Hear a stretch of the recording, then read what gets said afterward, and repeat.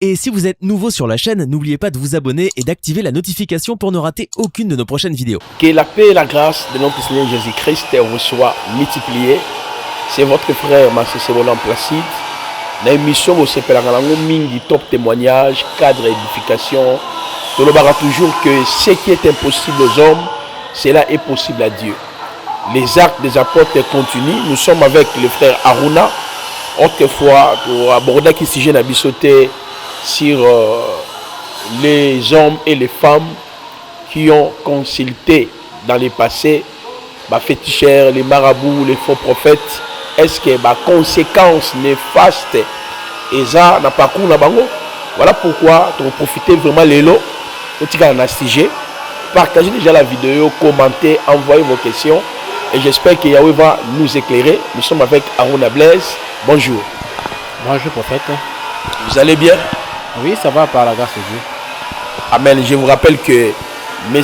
Aruna Blaise, autrefois occultiste, sataniste, magicien, féticheur, sorcier, il a travaillé avec Satan pendant 23 ans, mais aujourd'hui a commis une nouvelle créature, pas seulement une nouvelle créature, mais prédicateur de l'évangile de Jésus-Christ. Et ça l'a dit autrefois, on a des bons témoignages de toi, tu prêches le matin, il y a même des guérisons, et ça l'a dit comment on a la vie à Sika Oyozui. Bon, mais ça peut plus qu'au cas moi. Pour moi, Dieu va laisser moralement badaki malam. Avec ça la choix et pas nangai. Parfois, je me pose la question, na salani. Si on a vu le rétroviseur dans la cima, na mona que malam ou penza est dans la pénate dans ma vie. Il a eu plus ma bé. Mais Dieu n'a pas regardé à ça. Aïe à poningai. Vous savez, la dernière fois, pasteur Nanga Banek a prêché sur la sagesse m'a rendu puissant. À tout chaque aspect moko sur les dames, quand il a parlé sur la grâce de Dieu, c'était en plein kilt. Toi à travers internet, tu as la prédication là bon monde. Nakata kilt au monde parce que moi je suis en train de pleurer. Le pasteur m'avait posé la question à frère, osole la pona ni. C'est-à-dire quand tu l'as parlé de la grâce de Dieu, c'est alors Natalisco ma vie telle que j'étais, j'ai compris maintenant la grandeur de la grâce. C'est-à-dire, aux hommes méritaient rien du tout. Aux hommes méritaient l'autre côté. Mais Dieu, vous choisissez Yoka Kande, aux à la serviteur. Parfois, je me pose la question, est-ce que Nzamango Batorosa là-bas, si là qui est ou comment? Parce qu'il y avait des gens, même dans ma famille, il y a des gens moralement bons, tout le du point de vue moral à malam.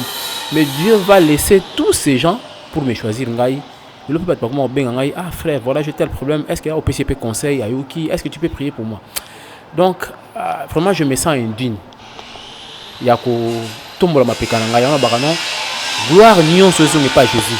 C'est lui qui savait pourquoi il fallait aller dans les canabétas pour récupérer. Donc, ça a été. Donc, là, sentiment de gratitude pour le merci. Merci, mais et continuer pour le reste de ma vie sur terre. Voilà, Matondo pendant Kolo, les frères Blaise Aruna, qui grand féticheur, grand sataniste, 23 ans avec Satan, à parcourir le monde de Lyon Soto, astral, le monde de l'Inboé, au Boyebi. Les lots na lingi, toso na sijo to annonça qui bien avant, malheureusement, tu as abordé parce qu'il y avait une série de questions. Nous étions obligés à répondre à ma question. Ndeko Aruna Blaise, je vais vraiment vous laisser le temps de s'exprimer et puis je vais prendre note pour rebondir par rapport à ma question. Yo a pratiqué le monde occulte pendant 23 ans avec Satan. Tu as connu manifestation, il y a des démons, des esprits méchants. Au début, monde de Banganga de gauche à droite. Dis-nous, bandeko basi mibal oyo ba consulta Banganga, ba faux pasteur, ba marabout, ba magicien. Est-ce que ezali na impact moko na bomo ina bango o ezali calqué pour nous mettre fin na destin na bango? Tout ce que le maloba o s'exprimer, o démontrer biso. Est-ce que il y a aussi une voix Yakobima, ceux qui n'ont déjà les cas banzela on a bien sûr pas comme mon Christo. Qu'est-ce qu'il faut faire? Merci. Bon, D'abord, on faut bandeko, besoin de temps pour consulter, la féticheur, la marabout, la coton, le mouvement occulte. Attention qu'on participe à la séance moko. Bah tous les gens va voir une soit obscur wana. Attention qu'on les cas la séance moko influence ça. D'abord, au départ, je vais vous dire une chose. Au moni, bah la mukana tongo te ou là la mukina tongo komi nganga te. Pour mon comme nganga, qu'est-ce qu'il faut? Ils ont un rituel, c'est une initiation, c'est-à-dire on prend la personne, va connecter na ba esprit moko ou ils a supérieur na ba supérieur na c'est-à-dire des forces démoniaques. On va contacter bangonde basala ka musala na place ya nganga wana. Parce qu'en réalité quand tu vas chez le féticheur, le bisinganga na pose par exemple nazwa tel résultat. On a vu na okende par exemple somba soso, somba boye, somba makasu, somba boye. Mais il y a rappelé na mbongo 200, 300, 400 $. 300 $ wana au fouti le féticheur n'est-ce pas? Parce qu'il y a un salle rituel wana. Mais bah esprit o ya che pour travailler au service au foot awoni. C'est là où les gens ba chakabna attention. Donc pour comment neti ba marabout. Na apprentissage ya maraboutage ba kopesa yo bon ba benga ngo na terre marabout ben ngo zikr. Ba kopesa au zikr moko o réciter ba biloko moko boye pendant longtemps. Hein ba ndeko ba marabout ba yebi. Je suis pas là pour divulguer secret mais boyebi. Ba opesa loko moko pesa ba benga coudre. C'est-à-dire pour que ba génie wana baya ku vanda na kati ya nzoto na yo. Or ba génie wana e baya ku vanda pa ya nganga, et pas ya marabout et pas ya féticheur. Yo tango zoya ko consulter le féticheur. C'est-à-dire féticheur atane tu intermédiaire entre yo na ba génie wana, ba esprit wana. C'est-à-dire tu es déjà en contact avec le génie. Au fongoli brèche mokobo. Que tu le veuilles ou pas, ba quotidien dans ta vie na yo. Ba to ba kendaka na ba science occulte. On t'a bien dit mon cher, moni, toi na rituel moko na maikari kuna, toi na toi na tsukuna misai. Yo ke kuna o komi kuna, ba ni ko transmettre lumière wana ezuyo. Ba musupo ke na ba école de mystère mususu na kati ya ba école de mystère wana, il y a ce qu'on appelle les grégores ya kati ya ba école wana. Et grégore tani, et ça l'esprit qui contrôle la secte. Et dans la cas nourri la prière il y a bateau nyo bateau na kati loko wana. Quand tu pries, il y a un moni sur les chrétiens. Ba péché rituel ba musulman ça ne marchera pas. Pourquoi? Parce que grégor wana islam wana yebiote. Ba osenga wana nous comme on a musulman kata shahada tout ça ça na notamment que au sambela ta pendant 2 ou 3 semaines, ça leur a pas mal ko ça rituel simba. C'est pareil na ba école nyonso. Et au côté ba péché soit prière na bango au sala. Tu te familiarises avec les grégores et le Kwanande aussi. Maintenant, cérémonie wana ya ko se familiariser na grégor. Et ça rani. Et botaka ba bloko to benga na occultisme mais deuxième plan. Hein? Et on dirait ba tonga moka mike et dans la nzoto mutu. Et ba implant na soke yé koti. Pour que prière au sali et soit réponse. Même si au longo na mouvement, même si au tiki ko fréquenter nganga, ces implants restent na vie. Ba implant na ekolongwa kaka soko zu pouvoir moko supérieur na o zala kinango. Soko zu pouvoir supérieur te ekolongwa te kotikala. Na pesa un exemple. Papa accueilli azui kisi. Na kisi na bon na o sacrifier ba na ngate. A sacrifier ba collaborateur na ye, ba travailleur na ye. Il s'est fait une fortune, a tongi banda ku biloko nyonso atangisi bana ba université. Papa na kufi, bana batikali. Bana ona baza envie ba kene panga ngate. Mais baza na nyonga Satan. Parce que mbongo yo papa na bango atangisi bango eza mbongo ya Satan. Alors qu'est-ce qu'il faut? Ba ofuta. Ya mona tout le monde rabande comme ça mona mais famille oyo bazaka famille moko bi bazaka na mbongo. Na simalongo mona nyonso komi compliqué. Il y a certaines maisons, ok, au monde d'Akouboye. Badaki na moko menda ko comme nirenda kwa kala. Ça dit ba génie wana bavandi.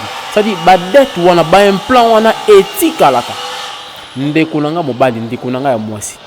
Ata soki o accompagnaki camarade na yo, copain na yo, copine na yo, chef na yo, na ndaku ya marabout, na ndaku ya nganga. Le fait c'est mal de mettre pied là-bas. Oza parce que moni na ndaku ya marabout n'a pas féticheur. Les années du temple naïe, il y a le gardien du temple. Avant la généo ba kengelaka temple wana. dès que yo tu accès na kati ya temple wana, qu'est-ce qui se passe? Aux ana c'est il y a contrôle ya génie wana. Et ba génie wana ba tika tranquille, non. Ba tu ka eloko mo symbole moko. Oyo ba na ko continuer ko landa ka na vie. Et là mutu msoko mona ye na bomwana na ye abaki soki a loti ndoto moko bo se réaliser. Tout ce qu'a vu vision moi c'est réalisé. Mais le fait qu'il y a accompagner un ami chez le féticheur, chez le marabout, au moins on a donné sa ligne. Et combien étouffé à cause de bloc. C'est pourquoi toute personne où il a besoin d'une puissance ou d'une force supérieure à celle-là et qu'on permettre à l'ungo, un plan éthique pour la vie. Et c'est sur base de ça, nous je vous donne un exemple. Dans la Bible, Moïse, chez Pharaon, non? Il n'y a pas Pharaon. Mais à la mort de Moïse, il y a eu des gens qui sont venus réclamer le corps. Parce que dans la maison de Pharaon, pour devenir roi à l'époque en Égypte, il fallait passer par l'initiation. Parce que l'école de mystère Égypte, on est à Kala. Il y a des beaux télévisions, rose croix, franc-maçon, tout ça. Bon, c'est symbole de la pyramide renversée, tout ça, les deux pyramides de Sangisi en haut, les beaux télévisions de l'étoile de David ou les sceaux de Salomon. Autrement, mais qu'est-ce que les gens sont venus chercher? Les démons sont venus chercher. Réclamer corps. Mais tellement qu'il y avait un Dieu supérieur et les anges de Dieu étaient plus puissants, ça m'a permis de quitter corps et Moïse. C'est pareil avec vous. Ok, pas féticheur, pas marabout. Apesio. Tam suma apesio pas grave hein. Tam sa apesio ka aya. On va appeler ça dans maï hein. On apesio maï. On ote maï o soke o sukola ma ramener au simba. Bon, ba msupe ba kena pa sala bo simba na ngote. Alors bien, ça va faut planter. Na kati ya maï wana, on avait chargé ça d'un pouvoir mystico-occulte. Donc en réalité, les aranines, ils aura tout un démon ba pesi à côté dans tout pour opérer. Bon, donc lorsque les démons à côté dans tout na yo. Ceux qui force sa supériorité pour na kobengana il reste. Il reste. Bande de mingi ba jeune garçon. Na ngopé par exemple moi pratique ça que nous ba ko vérifier. Au moins attendre tout adolescence, garçon aza linga moi si boy, moi ça boy, oh tête que n'est pas type moi kuna, ce qui pas Johanna pesa ka bon, a pesa le loko wana. Tam super simbi na ngote pour la fille que tu cherchais. Mon mon après au lati moli moi kindumba. C'est les démons là opèrent. Ne pense pas qu'ils sont OK pas féticheur pas ngapé sur qui si et simbité les qualité les démons restent. Peut-être action n'est que le cause peut-être une force moko supérieure et empêcher aux soi mais les démons restent en opération. Il y a moni mutunio soit chama tambe na pas nganga et pas fétiche ata soko kinaka na ba ekolo ba invitanga na kankar ba invitanga na yam na rose croix na subu ya na shintoïsme na bouddhisme okenagi au fait que ata mukolo moko tu as besoin de voir un homme de Dieu qui est capable de prier ko longola influence esprit na vie na yo. So sali yango te mon frère ekoti kala. Bon, monsieur Aruna Blaise, est-ce que Nzambe est mon côté azana makoki yakoya peut libérer moto? Est-ce qu'il faut-il réellement tous les cas par le biais d'un homme de Dieu pour être délivré? Je prends le même exemple que tu as évoqué Awa, le prophète Moshe. Bible dit que Moïse était instruit de toute la sagesse égyptienne. Autrement dit, il peut initier. Yango, lors de sa mort, il y a eu guerre de démons de réclamer. Seul nous appartient. Mais Dieu ne pouvait pas laisser un grand prophète comme Moïse qui est il y a l'intervention divine. C'est-à-dire, on a besoin de l'intervention divine dans la vie. Dieu ne peut pas venir lui-même, il descend lui-même, il vous délivre, ou il faut toujours passer par le biais d'un serviteur. Bon, en regardant la Bible, tout le monde dit que la plupart des cas, Dieu travaille toujours au travers des hommes. Paul a rencontré Christ sur le chemin.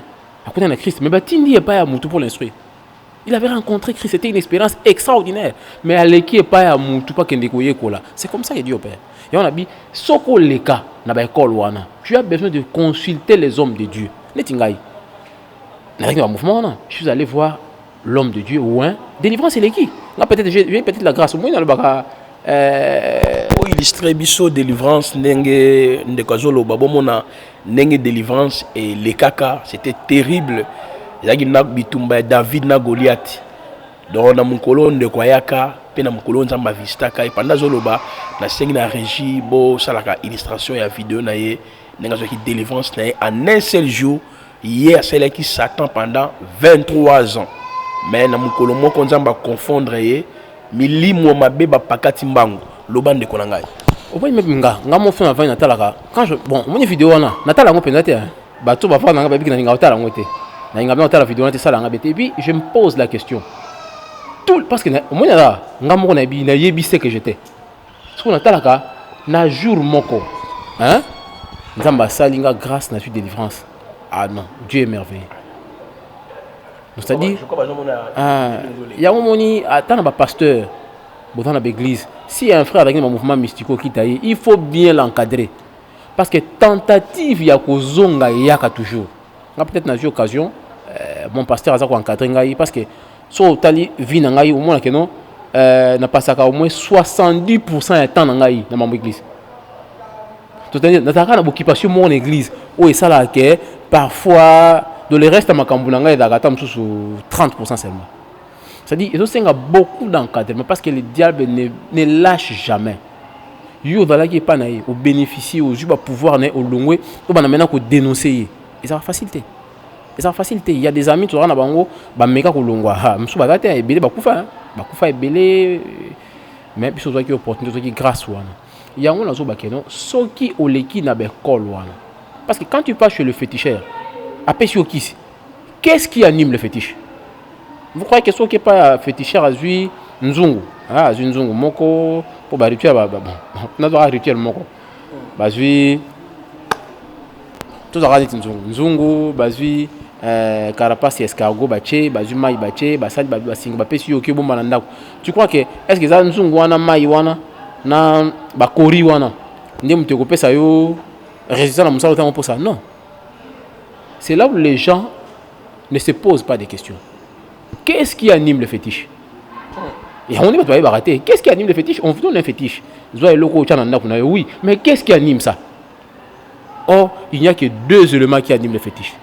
Soit on introduit les génies dans le fétiche, ou alors on utilise l'esprit d'un mort.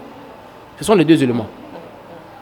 Babiloko, non, dans ma vertu, ils tellement banal. Il n'y a que ces deux éléments qui coopèrent sans force. Soit c'est un génie puissant qui entre en action, on va coopérer, ou alors c'est l'esprit d'un mort. Si tu as par exemple un génie ou l'esprit d'un mort, alors ça la musala ni dans le travail. Yo zui génie aïe, abani ko ça musala. Donc il sera on est il fait très chaud, hein, au pélici ventilateur. Et donc tourner. Pour que et tourner kataté, qu'est-ce qu'il faut? Il faut l'électricité moins dans la quelque part. Énergie électrique, ils ont alimenté et ventilateur peut permettre à tourner à tout moment. Si tu as besoin de fraîcheur pendant 3 heures, il tourne pendant 3 heures. Mais une fois, bah kati énergie électrique ça il a tourner malé mais tia comme on a tourné à souka à katani, c'est pareil. On vous place un génie.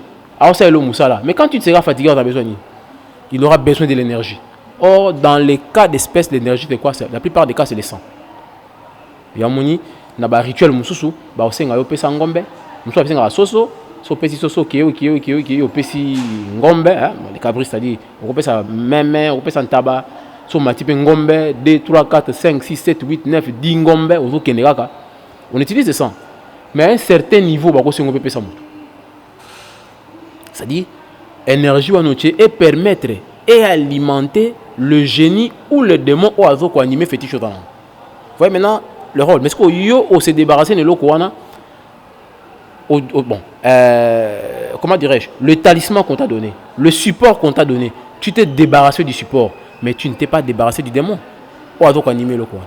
Et on a dit chaque fois quand vous allez chez le féticheur, il n'y a que ces deux éléments. Soit c'est un génie. Alors le génie qui est à l'intérieur, il y a bien. Quel génie va payer? Bapesio, bon, bah, tu n'as pas marabout, bapesio djinn, djinn bapesio. Est-ce que djinn wala djinn café? Pour ça, djinn mususu ba dem mususu ya côté panayo, obanaye ko melato komi ko mela. Mususu ka ye il faut que ça kindumba. On a vu, attends l'église à tout, mais témoignage à batou, hein, ba sœur, ba jeune sœur. Alors biso na la mobile na ko rabienté. C'est tout un génie bapesa qui a keneka ko zelo ko mo moké. Mais comme lié net vie mobimba. Donc yé penda. Bon, et puis il y a des certains génies, soit à côté, ceux qui ont poussé vers moi. Si quand tu parles, il y a azo pigmenté malobana, moi ça surtout beaucoup. C'est des génies.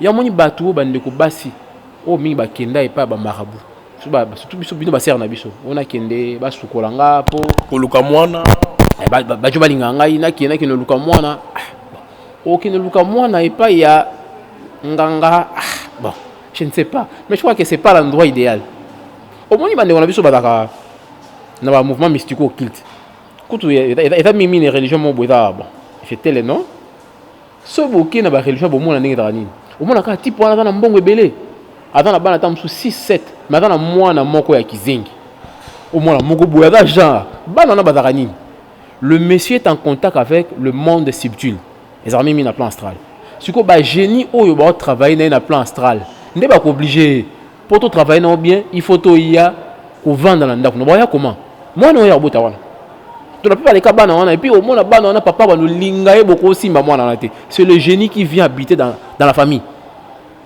c'est-à-dire base du pena entité moko astral oh ba on so baye ndé na banque de mission précédente que Satan soka bia sala yu akomiso mutu munene alors que ça va tout qui mta sala yu ata soko bombi ndenge nini a se dévoiler kaka ya mo bataka aboti mwana akata fa mwana mo akizengi mwana mo mwana na bino boso mona ye oyo papa ebi ke yende force sur les génies ou à sala kana famille que ba se retrouver en situation baba na moi voyez un peu comment est-ce que le monde wana subtil et fonctionnel donc tu t'es débarrassé du support hein du support qu'on appelle le fétiche, le talisman, médaille, je ne sais pas quoi, vous se débarrasser d'un gros. Mais tu ne t'es pas débarrassé du démon qui a animé, qui a animé le fétiche. Il y a un moment, vous avez tout intérêt, il y a Kokutana, na le Seigneur Jésus-Christ, au travers de ma serviteur naïe, au passé na ma prière, c'est alors, la force, il y a Christ, qui est la force tout puissante, et que l'ongola, génie wana, et que empêcher génie wana à opérer dans la vie. Mais ceux qui ont vendu dans ndako mi bombi obi na ndate moi j'ai frère vous na ngapela les gars beblo ko au vendre ndako oza komisa lisate yeba ke le génie yo ke na ndako nganga wana akotikala ata soki o accompagner ki mutu parce que ndako ya nganga to ya marabout et sa temple là et ça protégé par des génies parce qu'on ne peut pas devenir féticheur ou marabout sans génie et ça l'a raté donc il faut pas initiation appelle ça ka biloko wana donc ceux qui attendent accompagner qui mutu ote au moins biso to na kisasa kala ezaka so yelo ke bungi to ketali sepanga bon lelo mona peut-être ba na biso le basimo grâce yelo ke bungi tout ça ba beleli nzambe na ngai ya mona biso da bon biso so yelo ke bungi ba kamino fa mo bimba boke panganga oketali ça ne ba kutu père moi va na ngaba boya kufa ya ocha yelo ko mona liso so ça muyi belo ko le kamino biso alors ba famille mingi ebeba likolo ya ba biloko wana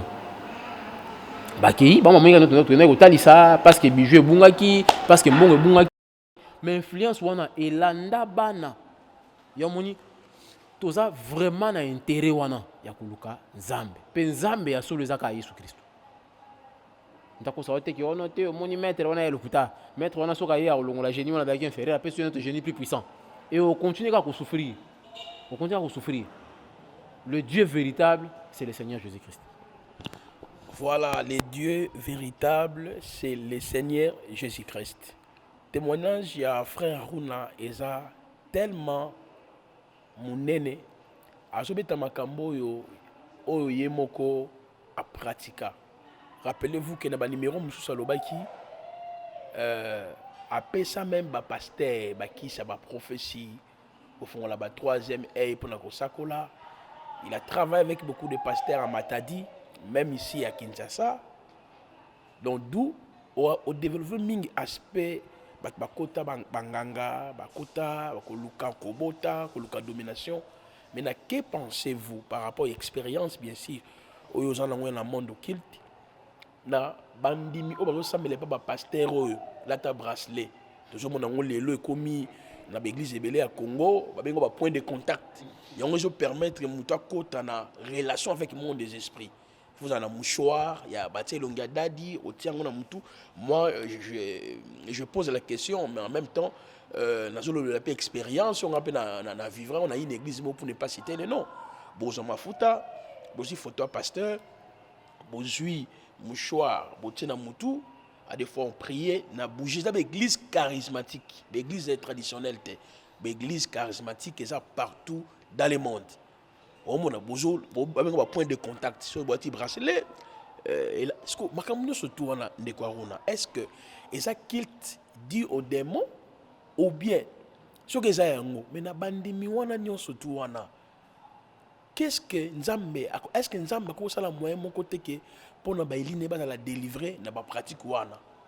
Et puis comment ces pasteurs là baza ko arriver à maintenir bandi miwana? Bien sûr nous les autres aussi nous prions pour l'église. Bon, na aussi encore bandeko, bon revoir ma vidéo nanga bien. Hein? Bon revoir ma vidéo nanga bien. J'avais parlé sur ba objet chargé. Hein? On a baki les 5 non chargés. Ça dit ça ni?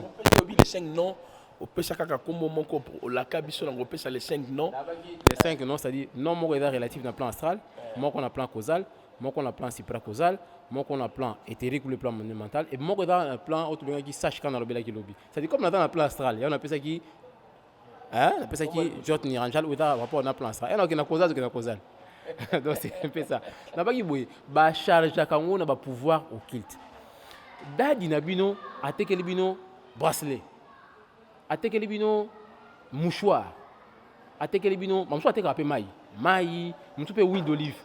Mais est-ce que boyebi a salinini na maï wana a salinini na huile d'olive wana? Il y a point de contact parce que dans la Bible Moïse passait là qui maï, Élisée c'est là qui mungwa.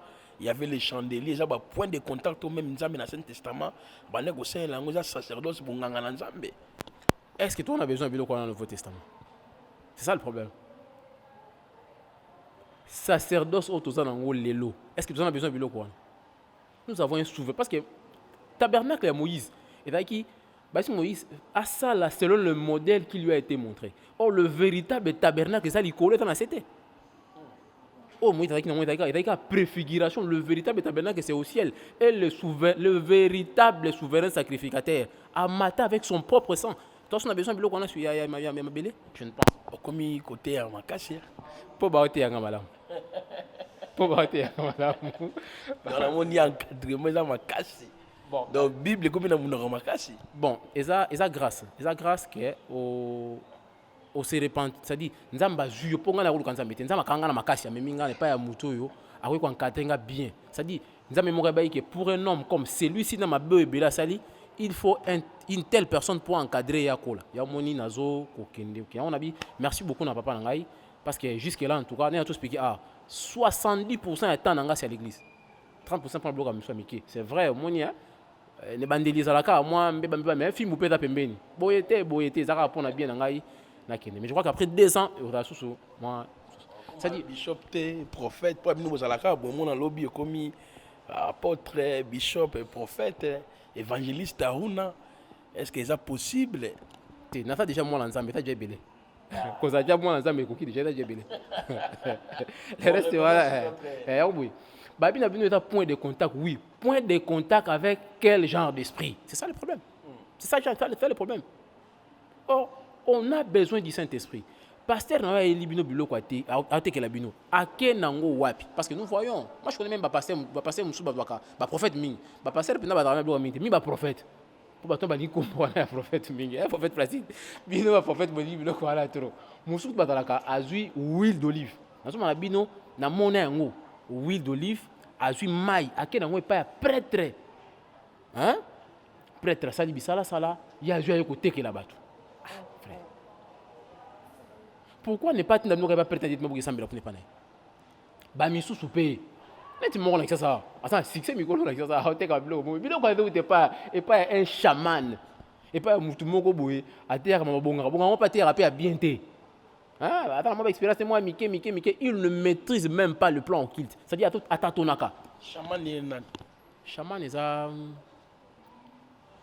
bateau bavant en mesure il y a qu'on invoquer ba esprit dans la canal na ba fidèle. Si le pasteur a qui n'a pas un chaman wana avant la Kinshasa. Et puis bota la bonne expérience. Bon moi qui bloque au teke la bino. Les autres ko na oyo mutu wana vana. Et là kini. Doit que kuna basali bisali le pasteur va comme commissionnaire. Ake pas un féticheur et pas un marabout ake na mouvement ko kit basali biloko ba charger yango na puissance moko démoniaque à Elibino. Effectivement, vous croyez que bateau va gendara frère, bateau qui n'a pas rose pour la maïkari. c'est pas une expérience, c'est pas une expérience. Il peut y pauvre, il y a une médaille, il y a un est-ce que c'est ça la vie? C'est ça la chose la plus importante. À cause de un bien matériel, mais il n'aura pas la vie.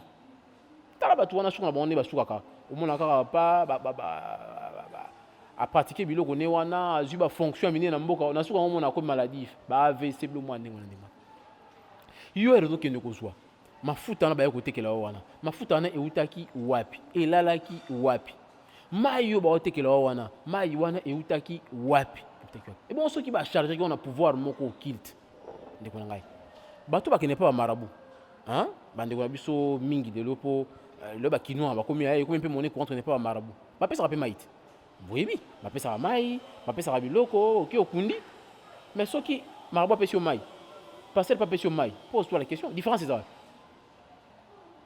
Or, biloko est rani, ba charge quand on a pouvoir moko mystico occulte. Et on a pas qui la fois passée, on a pas qui sur le talisman. Au moins temps où on a dara zoba na comme ça, talisman est dara pour na mindele, mutu mutu daki. Or on a mutu mutu na mindele bon ça talisman. Talisman c'est ni. Na on va pour ce cas, il va charger pouvoir. Et on a dit que non, ce qui anime le fétiche, c'est quoi? Soit l'esprit des morts ou un démon. Nakata mayo ba oteke la binowana. Nakata bracelet wana. Qu'est-ce qui anime le bracelet? Parce que tout le monde a une chose. Génie soka yé sur le plan onirique, c'est-à-dire dans rêve na yo, à hanter rêve na yo, à cause de n'importe quelle forme. Surtout ni bateau bataka.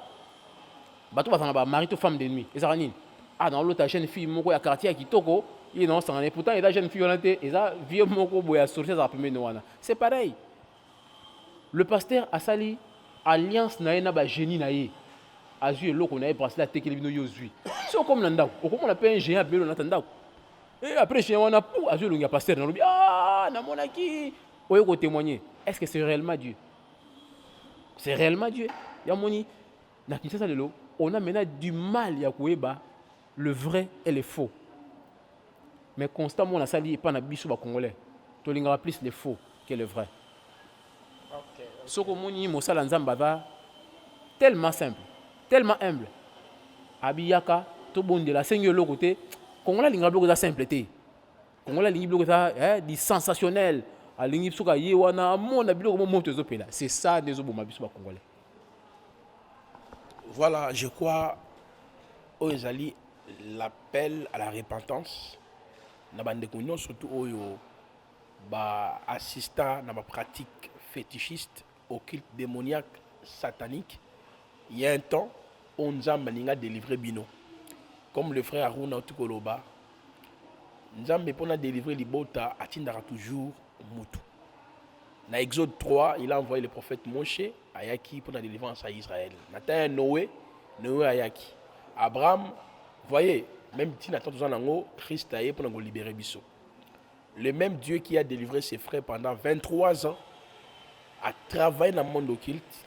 Je crois que Bolandi, tant que Moulaï n'a pas sa chaîne Bissot la merche, est capable aussi Yako délivrer dans la maladie dans l'union surtout. Dans la famille, on voit qu'il y a un chef coutumier, les cas de la cérémonie, frère à l'obi, ben part tes alliés. Mais quand on a un coquille à l'ongola nion surtout Jésus-Christ par sa mort à la croix. Trouve presque dans souka, il y a émission d'Abisso, qu'on pause et puis on va aborder deuxième sujet. Marmotali, cri na musique. Parce que le baki que les musiciens d'Abisso est belé à Mokili. Sita ba combo ya ba démon na kasa manzemu na bango je crois ba na ki émission les frères on a démontré même que nzem oyo Jérusalem c'est une divinité donc je crois en Corée du Sud donc en ce moment là to loki to sala une émission spéciale na ye à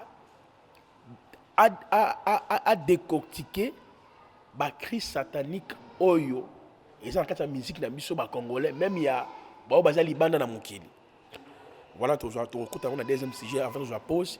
Mais tout ce qui est lié au mot de la fin, ça l'appelle na bande de surtout, dans la pratique à Mabé, parce que l'air est coquille pour qu'il revenir et pas en colo. Merci.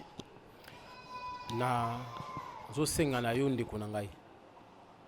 Omoni témoignage na ngai n'avisera beaucoup plus bateau battant dans le mouvement mystico occulte. Il y a une manière de temps en temps dans ma profondeur pour apporter certains éléments. Et ça, par rapport à témoignage, tu vois la télévision. Il y a qui va congolais l'incrédulité makasi. Il y a mon certains clés. Pas mon agent, c'est vraiment impratiquant. Donc on a bilo ko zolanda wana et ko sunga ote. Na école yo koti wana. Ba bisu pas na biso soko longwe o kufa. Moi je te dis que c'est faux. Le diable c'est le père du mensonge. Le Seigneur Jésus-Christ est plus puissant pour les cas maître na wana. Il est compatissant. C'est un Dieu plein d'amour. Soko yi o mythique pas na ye. A osala ngo. Maître na wana a osala eloko monte par rapport na. Bapesa o médaille moko, bapesa o eloko moko, bapesa o un truc babino moko loko bimisa ngo libanda o kufa te. Soko ye pas à Christ. Ngai je ne pouvais pas quitter. Nde natanga ki kombo ya premier Simran en principe fallait ki na kufa misu, na kufa matoi au même moment. Mais ngai natanga envie. La loi c'était quoi? Soko longwe na mouvement après 72 heures. Il faut kufa. Mais je suis en vie. C'est-à-dire, Nzambe asala kangulu, soko ye komiti ke pa na ye. Jésus-Christ est plus puissant et supérieur au mouvement nyonso mona kawana. Ba école nyonso mona kawana. Partout sur d'ailleurs ceux qui n'avaient école nyonso wana et dans le bouddhisme. Wapi, on parle de Jésus. Mais par contre, dans le christianisme, on ne parle pas de tous ces gens-là. Il y a un moni. Tant et zanan, la grâce est encore là. Vous pouvez approcher et pas un colo. Au mythique. Ba numéro zali wana tu peux appeler. Ba sala Nzambe batali. Ba ko aider yo.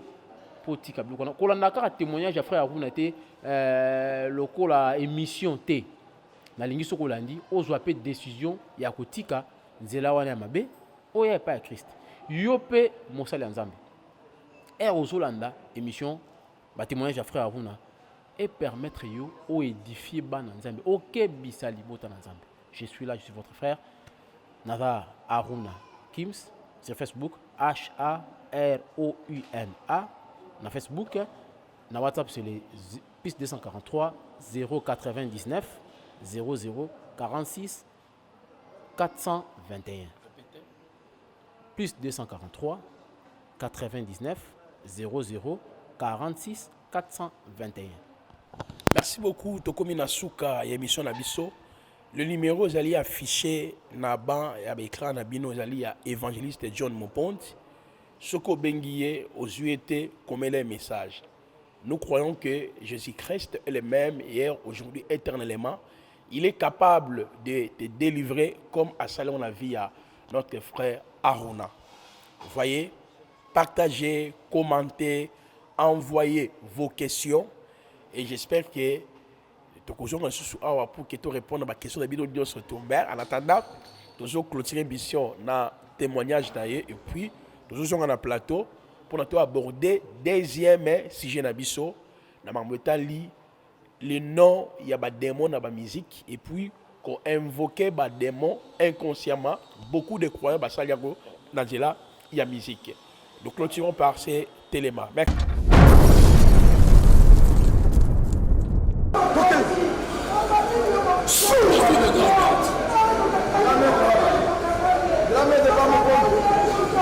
Grand maître, grand maître. Je suis le grand maître. Je suis le grand maître. Au nom de Jésus-Christ. Au nom de Jésus-Christ.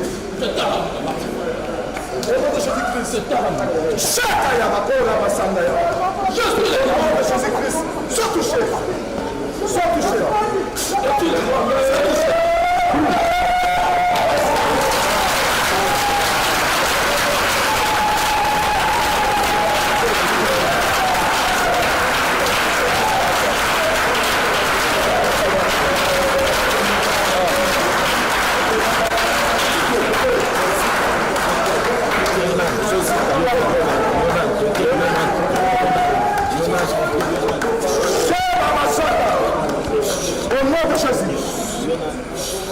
Je suis son maître. Je suis son maître. Quel maître? Je suis son maître. Quel maître? Je suis le maître. Ton nom. Donne-moi ton nom. Donne-moi ton nom. Je m'appelle Takassi. Je m'appelle Takassi.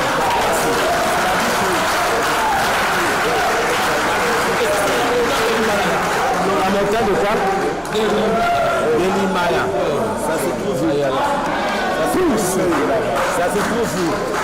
La montagne là, ça se trouve où? L'Himalaya, c'est où? C'est où? Allez, tu es magicien. Tu es qui? Rose-Chrétien? Tu es qui? Je suis dans le yoga de l'esprit. Yoga de l'esprit. Yoga de l'esprit. Tu es entré comment? Tu es entré comment? Mon disciple, je lui ai remis l'initiation. Tu as remis lui quoi? Je lui ai donné l'initiation. L'initiation. Avec des livres, avec quoi? Je lui ai donné le nom, le verbe. Le mantra qu'il devrait réciter. Tu reçois le feu du Saint-Esprit. Le feu du Saint-Esprit. Tu reçois Saint-Esprit. Allez, Saint-Esprit. Mais tu n'as pas le Saint-Esprit, c'est le mien. Allez, entre. Saint-Esprit, entre dans cette corps. Saint-Esprit, habite maintenant dans cette corps. Saint-Esprit, entre. Allez, D'accord. Écoutez-moi. Je libère ce corps et vous me laissez tranquillement retourner à la montagne de l'Himalaya au nord du Tibet. Non, écoute, si tu vas me remettre tout ce que tu as pris pour lui. Je lui remets, je vais tout restituer, mais vous me laissez tranquillement libérer ce corps et retourner sur la montagne de l'Himalaya au nord du Tibet. Et si vous êtes nouveau sur la chaîne, n'oubliez pas de vous abonner et d'activer la notification pour ne rater aucune de nos prochaines vidéos.